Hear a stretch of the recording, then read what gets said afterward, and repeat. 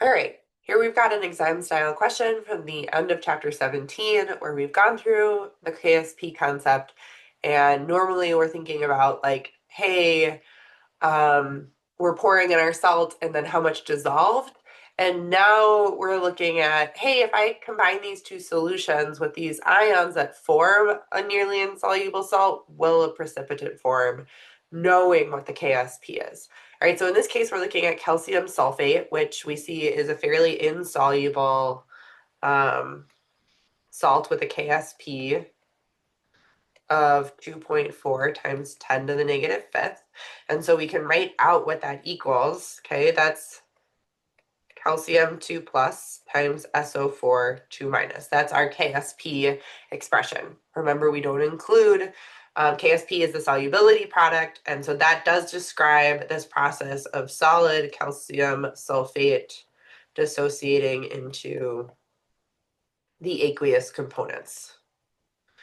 All right, so that's something that you need to know, that the KSP, that SP is telling us that we're thinking about this salt dissolving. All right, and so we're asked, this is a Q question, essentially. We're saying, hey, when we combine these two solutions, so I've got calcium chloride and zinc sulfate, which are both soluble, so I've got a meaningful concentration of calcium 2 plus in one of those vessels, and then sulfate in the other. When I combine them, am I going to surpass the amount of calcium and sulfate I can have in solution per this KSP, or am I underneath it? So we're going to compare. So we're going to calculate Q. And to calculate Q, I'm going to use the same expression that I had up here, but I'm going to use I'm going to have to calculate the concentrations of calcium 2 plus and sulfate that I'm generating when I put these two together. So in our first solution, we have calcium chloride. Calcium chloride is going to dissolve into calcium 2 plus and 2Cl minus. This is a spectator ion. We don't care that the chlorine or the chlorides are there. We're really interested in generating this. All right, so 50 mils. Okay, so we're going to do let's see, I call it C1V1 equals C2V2, and I think usually at OSU students learn M1V1 equals M2V2, but either way, I need to know the new concentration of calcium 2 plus when I pour this 50 mils into the 75 mils that I'm adding it to. So originally I had 0.050 liters of 0.0039 molar. That's going to be 1-to-1. And that's going now into a total volume of 125 mils or 0.125 liters. And so I'm going to solve out for the new concentration. So my new concentration of calcium 2 plus, when I add these together, is 0.05 times 0.0039 divided by 0.125. And that is 0.00156 molar.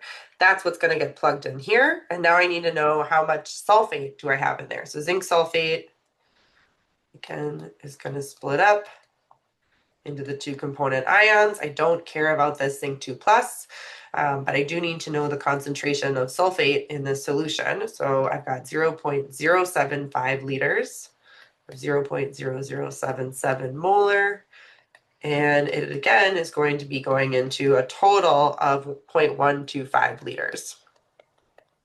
And this is my sulfate concentration.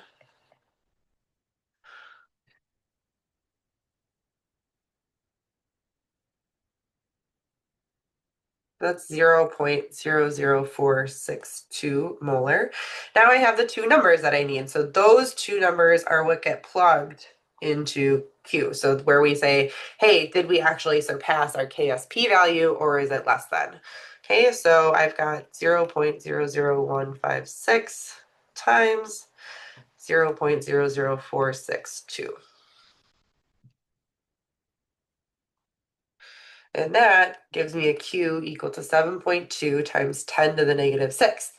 All right, so we now have one part of the answer here. We know that Q is less than K because I have 10 to the negative sixth, which is a smaller number than 10 to the minus fifth. So Q is less than K, so I know that it's not one of these two. Oops, Yes.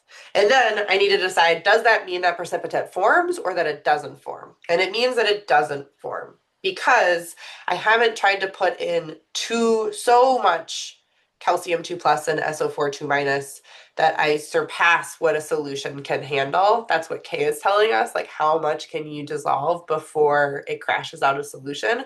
So in this case, I would not see any precipitate form because I didn't surpass the KSP for that salt.